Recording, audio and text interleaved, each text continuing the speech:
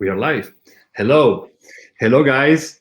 This is Daniel Rivera, PhD Skyline International Foundation's director.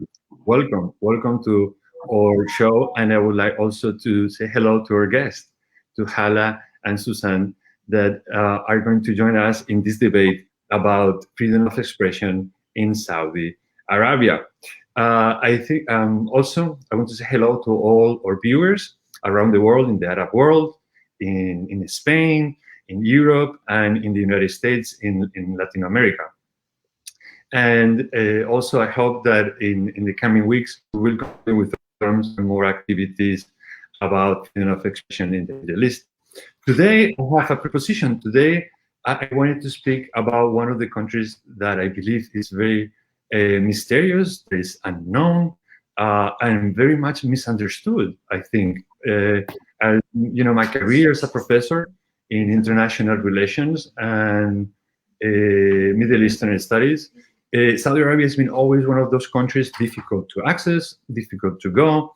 I was able to go to many other countries, but in Saudi Arabia, it's not that easy, no? And I think that's what was one of the problems, no? Saudi Arabia is being locked, for many years. It's a country where traveling was not easy until very recently. And if you follow the news and if you read what's going on today in the Middle East, since, let's say, 3 or 4 years, there's been a lot of things going on in the kingdom in Saudi Arabia. They're talking about opening, modernization, and I think Susan Coel, that is here with me, was witness many of these changes in the kingdom. Hi, hello, ladies. Susan Coel and Halal Dosari. How are you, ladies? We're good, thank you. Excuse me. For the invite, we're well. Thank you so much. I invite these two amazing guests because they know very well the kingdom. They work there. Susan Coel just wrote a book. Let me just update. Susan Coel just, she's a journalist working for Der Spiegel during many years. I believe she's been working in the Middle East for some years now, and happened to have the opportunity to live in Saudi Arabia. And she wrote a book, Behind the Kingdom's Veil, Inside the New Saudi Arabia under Crown Prince Mohammed bin Salman. Hi, Susan. How are you? I'm very well, thank you. It's lovely to be here. Yes. Also, we have with us Hala. Also, we have with us Hala Al-Dosari, Saudi activist, that happened to be honored with the Alison de Forges Award for Extraordinary Activism by Human Rights Watch in 2018. And I believe now she's in Boston studying and working on her PhD. She's been also very much involved now in affairs related to human rights, freedom of expression in Saudi Arabia. Now, I would like to speak with them about what is going on today in Saudi Arabia. And I think I would like to start with Susan and with her book. Also, I would like to know more about Susan and her work in the Middle East. This was the first time you traveled in the Middle East when you went to Saudi Arabia? No, I have been traveling. I had the privilege to travel there since more than 11 years now. I mean, first time I came there was, I think, 2011. So it is like 10 years now, more than 10 years that I have been traveling there. And I was living there in the time 2018, 2019. I was renting a place there for a little while, and that was indeed a stroke of luck, because at that time it was such an intense time, because so much has happened, so many changes took place. It was a dramatic change inside the kingdom, since there was a new crown prince that has emerged to be the de facto ruler of this kingdom, and he was literally changing every rule that has been seen as a guaranteed situation for so long. And now when he came, he said, I change everything. I change the customs, I change the traditions, the laws, the situation of the women. I modernize, I reform that country from scratch. And he did in many ways. And at that time, that was 2017, 18, 19, I had the privilege to spend a lot of time there. Yes, I can see that. And honestly, when I read your book, I was surprised that you were able to access a great range of different personalities in the kingdom. I mean, you were talking with the elite, no, and many princes and rulers that are governing today Saudi Arabia, as well as you had access to the people in the street, neighbors, the souk. No, you were able to go to the market and move more or less freely in the country. Was hard as a journalist to work in Saudi Arabia? At that time, it wasn't. I mean, I could move quite freely. But I also was invited by a prince, by a high-ranking prince. So if you come by personal invitation, that's actually the key to the freedom of movement.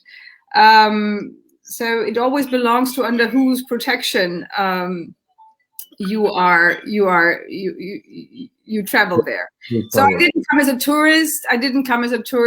And I could meet. I mean, I could meet so many people from so many different walks of life. I mean, literally from people from the street, from the bazaars to whatever. I met with the former terrorists that turned to become very normal citizens after, who had an incredible story to tell, how they joined, like for instance, Osama bin Laden's group one day, and then went to Guantanamo, and then went back to the kingdom, and was a kind of I would say ideologically turned around again, and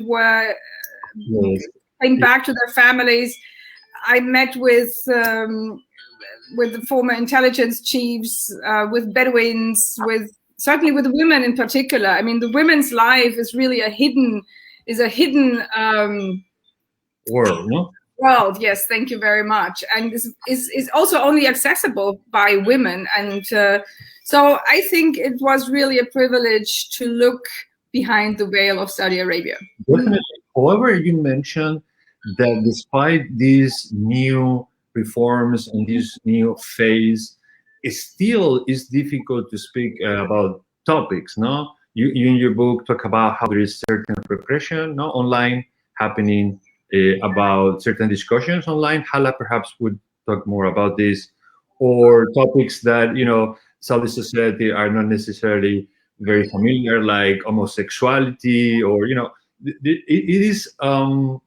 it is really hard. It is really for the youth to speak and to express themselves. Do you think, Susan? In Saudi Arabia today? It's it very much depends on who you are talking to.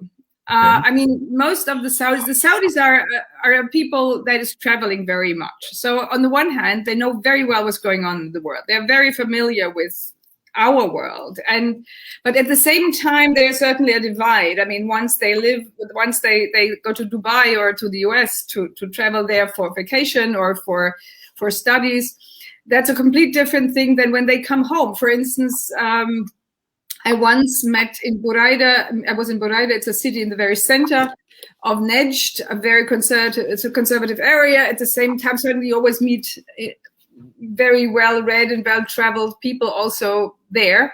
So there was a party with only women, and there was a gentleman that asked me to meet him because he was, for instance, the cousin of the host. The host was a female friend of mine. So, and I was led into a complete different part of the house, and he was just coming back from the UK where he did his PhD.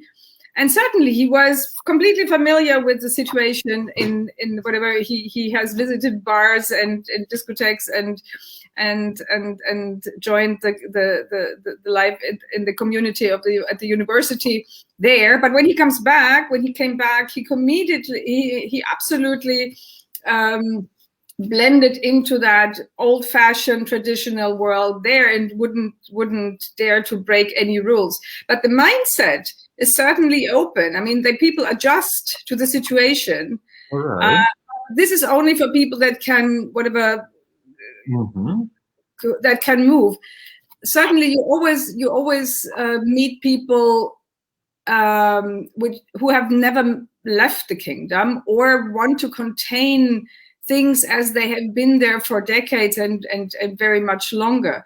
And those people, you need to be very cautious about how you approach them, and you should wait first what their attitudes are. So it's a process of how to approach a conversation like that. And do you think these reforms are profound or superficial? How would you characterize them? They are definitely profound in the sense of that this crown prince wants to modernize his country, and he does. But that doesn't necessarily mean that he is liberalizing it. The rules became different ones. I mean, it was very isolated before. It was very. It was not very accessible, as you just said, in the very beginning. Now tourists can come, business people can approach it easier than before. Visitors, there is an exchange, but when it comes to freedom of expression or to criticize anything or anybody, the reforms or the rulers or the rulership, that's a complete different thing. I think that is more to be diminished than growing. Yeah, this is still an issue that they need to work, and how they would like to become more modern still when they hold so much power in their hands. And would you like to go back to the kingdom? Are you planning? Do you have any plans to go back? Absolutely, I would love to. I mean, I have, for many reasons. First of all, it's really an interesting place. I mean, as a journalist, it's incredibly interesting. It's one of the centers of the centers of power and history and politics in the Middle East. A lot of things are happening there. Many decisions are made there, and it's also incredibly interesting to see the transformation of a country of that importance, and that with a big leverage. At the same time, they also face a lot of problems. They have a very big, they have a very young population. They need to deliver to them. Yes. They need to deliver up to their expectations. They also want to draw the country back from the oil dependency, which is very difficult in times when the whole world is flooded by cheap oil. And then also these struggles we are talking about. I mean, we have a leadership which has narrowed or focused on a couple of people, actually only two people, the king and the crown prince. Formerly, it was more a collective leadership. So many branches of the family that had a say, and this has much reduced, and certainly this is also something which caused a lot of frictions in the family. But I mean, all this is happening, and it's really interesting as a journalist, but also I met a lot of interesting people there. Saudi people are incredibly. I would not have expected that. They are so open, and they are so interesting, and also interested in our life, our attitudes. And I think that's a moment in history which I really don't like to miss. Yes, definitely, it's a turning point in the history of Saudi Arabia, and I think you were lucky, very lucky, to witness this from that vintage point of being there, and I'm sure it was a very satisfying learning process, for you, to be there, to be able to witness, to write about it, to experience with people. Are we going to see a new book about Saudi Arabia soon, Suzanne?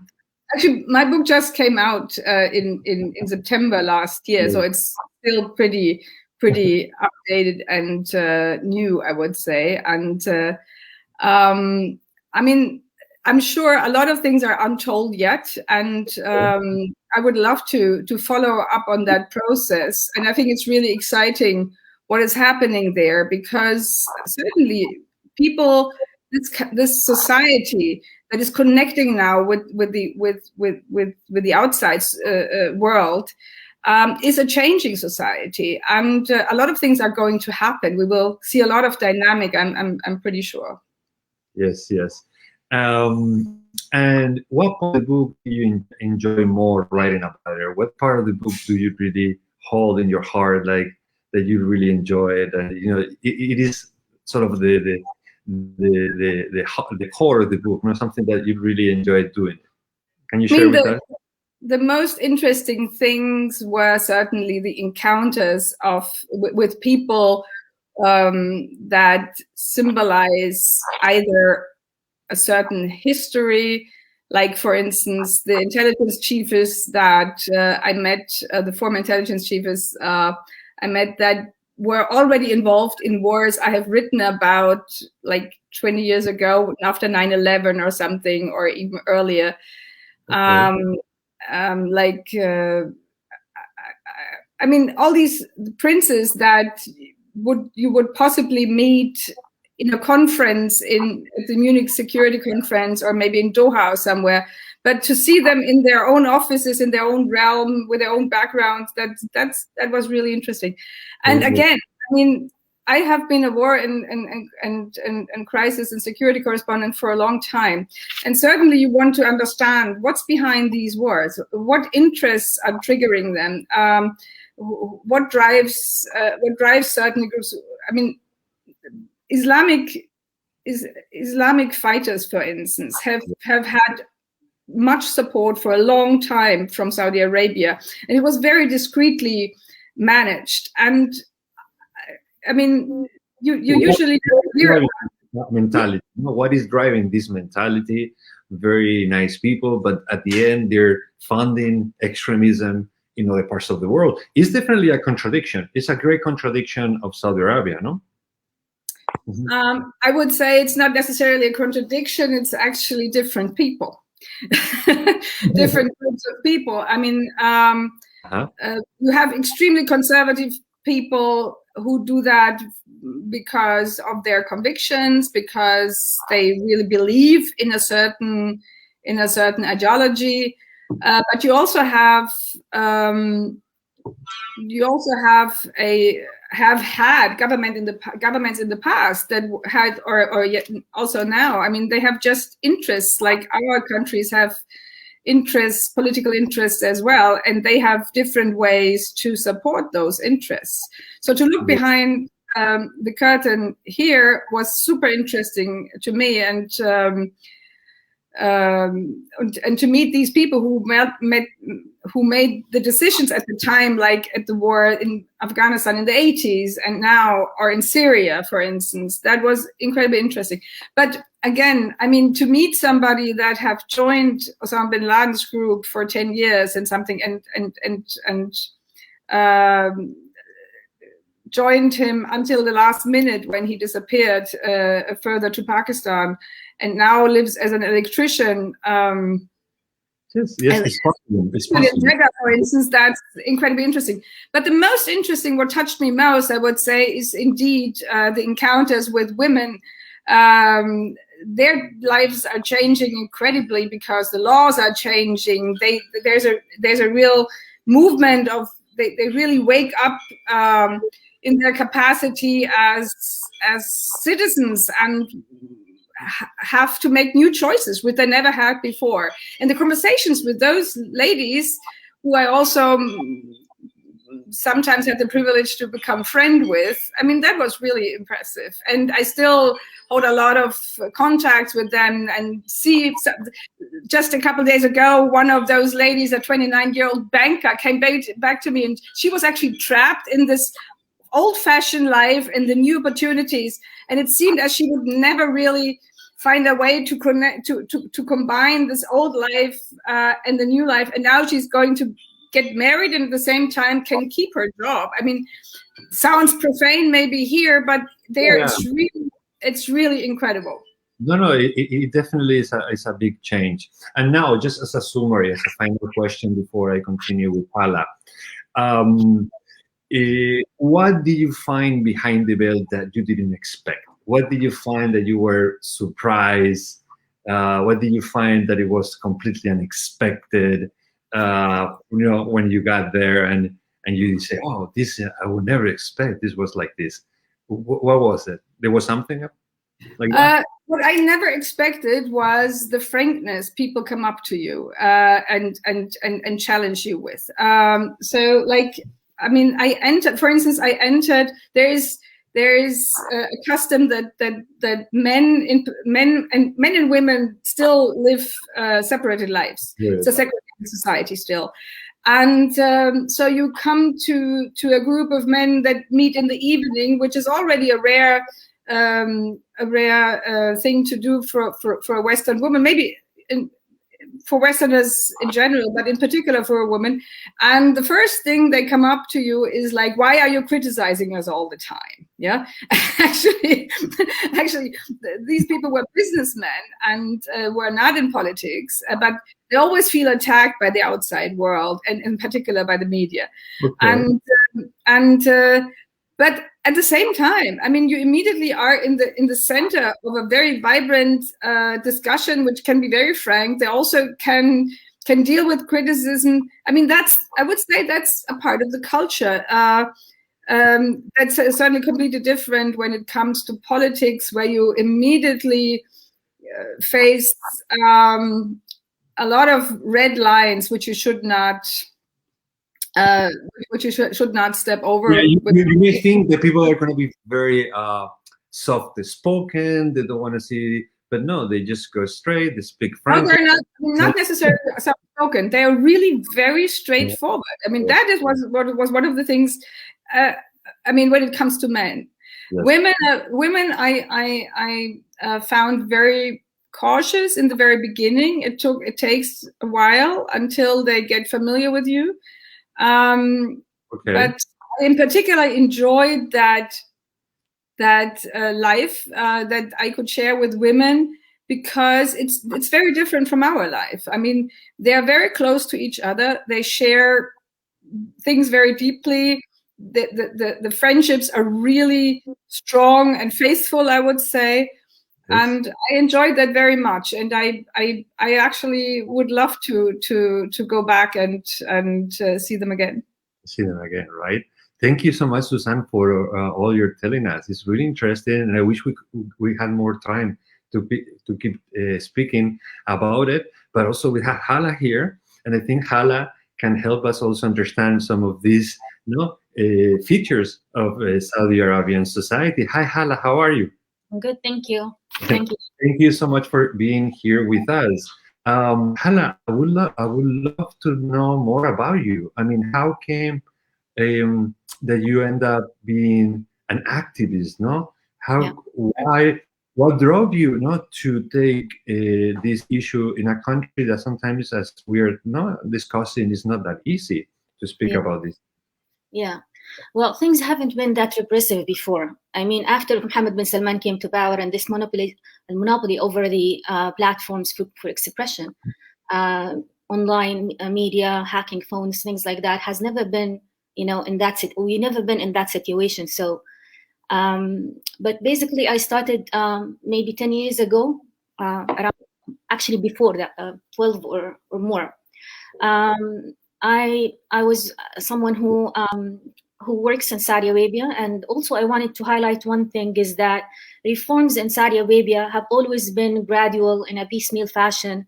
And when we think about the reforms and why the reforms are not really impacting the lives of people, I just wanted to highlight the importance of the intent of the reform. Are people at the center of the reforms or not? I mean, yes, empower women by allowing them to drive or to travel or obtain their documentation. But are you protecting them from the abuse of power of their guardians? Many women, if they pursue those choices, will end up basically facing cases of disobedience or basically filed by their guardians. So to maintain this power of men over the women is problematic. And as we've seen, Many women now are enjoying those choices, that those choices or those opportunities have first been promoted by the community of Saudi Arabia, by the community figures, the activists. So to say that the modernization happens on a top-down fashion is just discrediting the effort that has been done by many writers, many women, men who have advocated for more representation in decision-making. So as I was working inside Saudi Arabia as a medical scientist, and I ran a lab, and then I had a chance to write op-ed articles in a local newspaper in Saudi Arabia, and that somehow I had so much basically to say. I had experienced, discrimination at work. Though I had very good opportunities, but in decisions related to personal life. It was very difficult for me, for instance, to find a driver that is committed every day for my job. It was very difficult to, keep asking my father to sign the documents or, get me the permission needed for anything. So it was basically, and you get to see women around you who are facing struggles, obtaining permissions of the guardians for marriage, for travel, for education. Some of them were people working under me, and they were very talented. And because their families did not allow them to pursue certain opportunities, they couldn't work or promote themselves at all. You get to see all these things, and then you want to express it in a way that can connect those ideas to the society at large. And I've seen the power of words, and Susan has already experienced that over her career as a journalist. And why journalists are very much fought, because the words really change how people think, especially when people are, expressing honestly what they need. So I get in touch with networks of other women writers, other women intellectuals, and women who are, trying to mobilize the community around those types of causes. And we started basically creating something like the hashtag, but it wasn't on Twitter, it wasn't writing. Like if there was a case of domestic violence against a woman, we try all to write about it. If there were opportunity to engage women in municipal elections, for instance, because women were always denied any kinds of representation when it comes to decision making. So we advocate for that, and we coordinated around that. And then I came to the US for my PhD, and I started getting more and more involved in human rights cases. And I've become like a member on several human rights organizations, basically working around the Saudi issues, the Saudi rights. It is completely different when you see things happening, because people are able to come together to mobilize their community, to change the mindset, to express their needs to their leadership. It was a completely different situation. I was able to meet so many people in the government freely and talk about those issues of concern, and communicate basically about what people actually need. And now it's kind of impossible to do that. People are not only being silenced, but also punished for whatever opinions they've expressed in the previous era. So that's why I don't see the reforms as enabling for people, because it cannot be informed by the people's choices or needs necessarily. Many people now look at the situation in Saudi Arabia. They want Saudi Arabia that is open. They want it to be less dominated by religious radicals, but at the same time, they want representation. They want to know what is happening that caused this high unemployment rate. What is happening that government is, there is a lot of issues around the economy, which is the main basically focus of the reforms, that is not fulfilling the needs and expectations of people. Yes, what I noticed, for instance, also reading Susan's book, is sometimes that the kingdom kind of appropriates himself for some of these reforms, or we're doing these reforms, when while you were explaining, this is coming from the bottom, from the people that are pushing, are pressuring, are demanding, and they expect rulers to deliver somehow. And that pressure has to be relieved. I mean, even as powerful as Mohammed bin Salman wants to portray himself, amassing so much more, he needs to deliver. And it seems within Saudi society at large, across different different groups, they expect more freedom. They expect to be able to discuss and to be able to express themselves, even when it's not allowed. Also, so you came not to work in this environment. You saw this happening, and you needed to act, to do something about it. Now, do you think we're explaining now? Do you think these reforms are over and we're going to go back to the same old system? I mean, it is just about economy, but maybe can we expect perhaps now with Joe Biden, now that we have seen certain changes of administration, perhaps Saudi Arabia would would do something about this? Also, I would like to another question that I want to make is also about you, because you fear to go back right now in this environment, right? Sometimes messages you're getting from the kingdom, you don't feel that safe, right, to go back and go to normal life. You know, most of the people who were known to be independent writers, independent activists, people who did not necessarily, they're not critical, but they're independent. They would say their minds. There have been, under waves of arrests since 2017, since the ascent of Mohammed bin Salman to Crown Prince. So there have been many thousands of people are imprisoned, detained without any kind under sham trials, if there were trials. Yeah. I've seen some of the women activists who have campaigned for decades for abolishing the male guardianship system, for allowing women to commute and to get basically access to government resources. All of these women under travel bans, many of them have been tortured in prisons. Torture has now become a systematic thing. The state presidency, the presidency for state security is overriding any kinds of pre-existing institution in the state, whether it's the Ministry of Justice or the Ministry of Interior or anything. They act, as Suzanne said, a few men in the state security actually control the country. Right. This is why we feel unsafe. This is why we feel we need to do something about this, especially people in exile or in diaspora. We feel this situation is definitely dragging the country into a more dire place than ever, because there is no institution and we are held by the whim of one person at the top. The role of institution, the role of representation is not just for political, it's not, what I mean is we're not calling these things to them, whatever reforms that have taken place. And we've seen since the late King Abdullah, that there were so many reforms are taking place. Women were allowed into the municipal election at the time. Women were allowed into the advisory council. It's not a parliament, but they were allowed. Women were allowed to become ministers. And it's not happening now. In municipal elections, women cannot participate. They can. Even when you participate. What you mean is that already was going on. This is already something.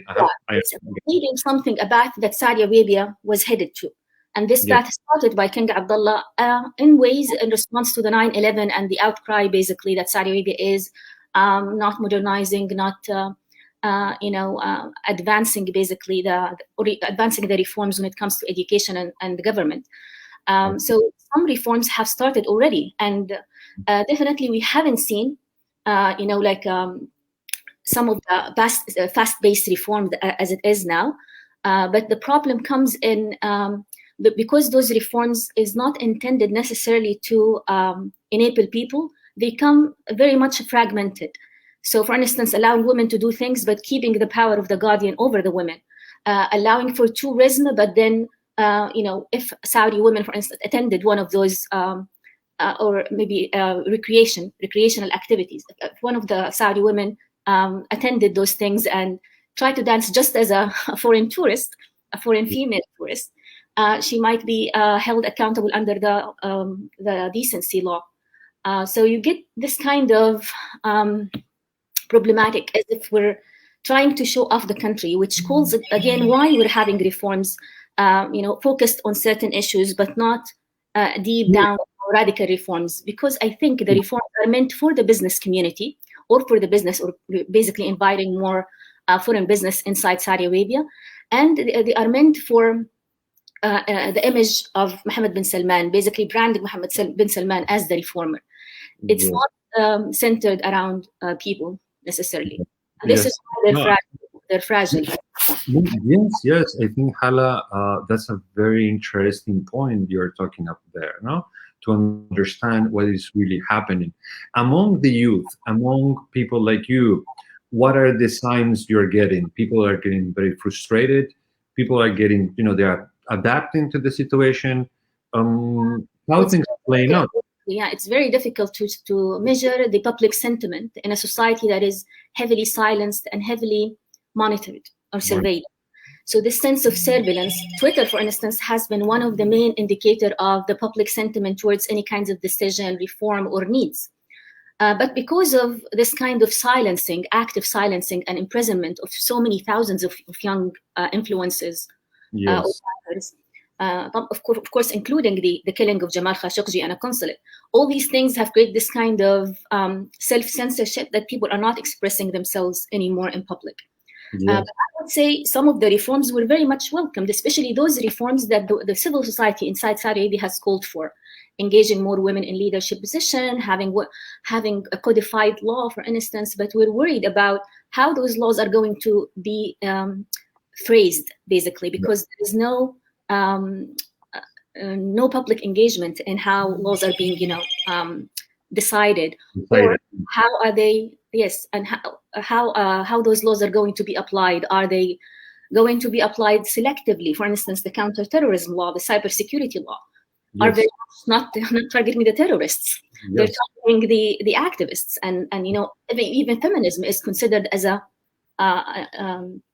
act of terror. Most of the charges against the women activists are taken from the counterterrorism law, and all these issues are creating this kind of unease that so many people are affected by this. So many thousands. We have thousands of political prisoners. Yes, it's a culture of fear. It's a culture of fear. Unfortunately, it's not easy to get rid of. No, scraping down the authority of the religious police, for instance. If you're introducing more open spaces, that is something welcomed by so many and have been called for, by community figures for decades, to put a halt to the religious police activity. I think for me, this is a question for both. Whether you can achieve modernization without considering these issues. You could invest as much as an economy, you could invest as much as buying computers and new technology into the kingdom, to bring this in. It's been the case, right? If you can speak, if you can communicate, you can complain. If you fear that because you made a comment or you post a video on Twitter that could have consequences not only for you and your family, things get complicated, very complicated, and the culture of fear seems to be reigning. Seems to be, again, didn't change much from the past, but it just has transformed into a new fear, but nevertheless is there. Continues to be there and continues to pressure. And I think that's what the kingdom wants with some of these actions, to show that they are in control. And unfortunately, the situation. Wow, this is an amazing debate. Also, since we are reaching, more or less the time we have for our conversation, I wanted to have sort of debate, about what is the future of Saudi Arabia, how you see it. Now we see the normalization of United Arab Emirates with Israel, for instance. This is a hot topic, I guess, very hot topic on Saudi. Saudi seems to be actually rejecting normalization, though we see, on the other hand, some people in the elite perhaps accepting it already as something that is going to happen. Are these debate? The war in Yemen, please, I almost forget this issue. The war in Yemen, now Saudi Arabia announced, if I'm not mistaken, correct me, that they're going to stop the offensive. They're trying to withdraw now from Yemen.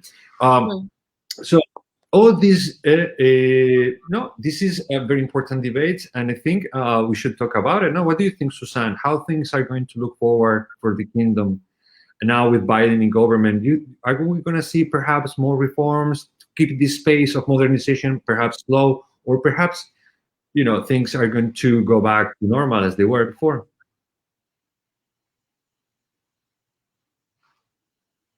Can you hear me, Susan? I'm sorry, I muted you. I'm sorry. I was muted because of Am I on now? Now you are. Thank you.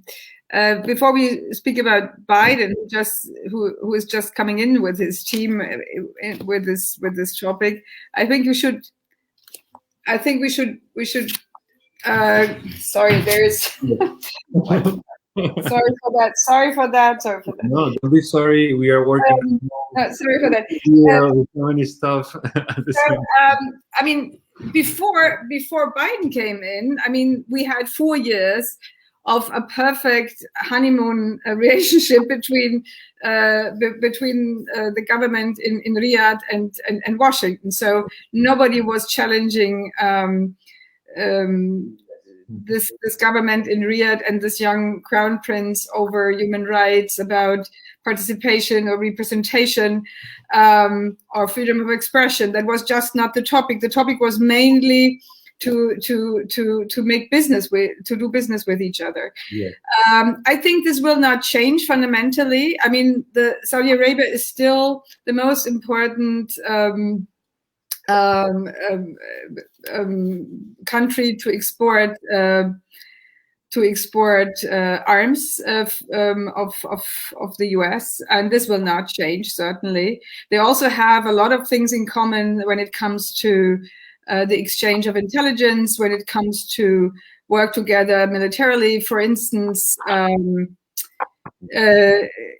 in particular in regard to Iran. I mean, the Americans just brought in a lot of equipment to prepare for a possible conflict with Iran. I mean, so they are really, really close in strategic aims here, or goals here. So this will not go away, and this has been since the very beginning of this relationship, which has been incredibly close. I mean, even it was always very kept very discreetly. But Biden, at the same time, he wants both. He will definitely emphasize on human rights. He has shown that already. For instance, in the case of Lujain al-Hathrur, this is only one person, and as Hala said, certainly correctly, that there are many people that have not that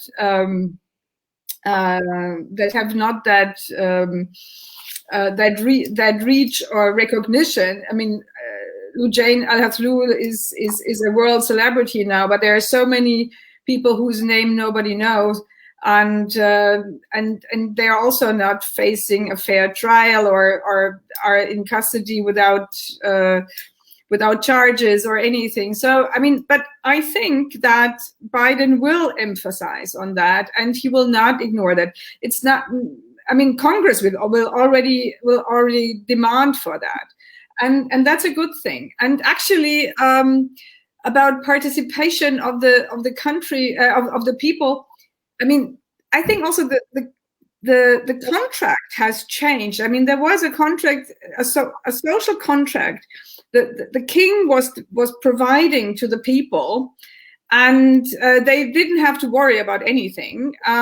Certainly, there were always issues, no doubt about it, but they also could be negotiated and there's less room to negotiate about these things today. But however, since the country is not in the position to provide to that extent any longer, because it just doesn't have the resources anymore, for instance, they started to tax, which is a completely new thing. I mean, it started with 5% VAT, and now they are at 50% VAT. So once you charge your people, and don't allow them to participate in debates and decisions, I think something needs to happen to that people can express their will and what they actually want to do with their money, with their country, with their decisions.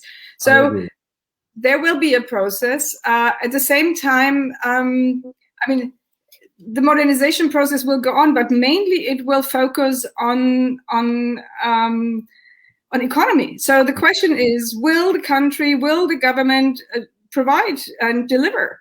So if it's not delivering, I mean, we would definitely see problems coming up, and people will react on that. Yes. And Hala, do you see it this way as well? We've already seen the repercussions from decisions made by one person, right? Mm-hmm. I've seen that in the economy, that people have been killed to relocate them out of Neom, for instance. This kind of futuristic, very expensive, state-of-the-art cities where none of the people live, basically ignoring the problems of 80% of the population living in urban cities, and trying to set a new thing, where the only thing that is built for now are the palaces of the king and crown prince, which is very ridiculous for many people. So we've seen repercussions inside Saudi Arabia. We've seen the decline of the foreign reserve, the decline of foreign investment. We've seen over a period of 4 years only, or 5 years. So we're not really seeing a genuine reform change. Even the public investment fund, which is promised to fertilize the private sector in Saudi Arabia, that is targeting, targeted for creating a lot of jobs for youth, to help the young people. They're not really making any significant difference in the proportion of new jobs created, and we're required to create 3 million jobs a year, which is impossible under this kind of leadership. So let alone the economy, the future when it comes to political decisions, we've seen already some of the improvements because of the some kind of a different sentiment in the U.S. administration. We've seen Qatar, Saudi Arabia resuming their relationship. We've seen, some kind of less intervention policies in the region. Yes. But that doesn't mean that there is a protection, from because sentiment inside Saudi Arabia is an interventionist policy that tries to amplify the threats of Iran and justify this kind of expansion beyond the Saudi Arabia to work on Iraq or on Syria or in Libya or in other places, while we do have a lot to prioritize, if you would say. No, it looks like the kingdom is heading into a crossroad. It's heading to a crucial moment regarding how the world is going to develop, the demand of oil. Let's remember, Saudi Arabia has the largest oil reserves in the world still today.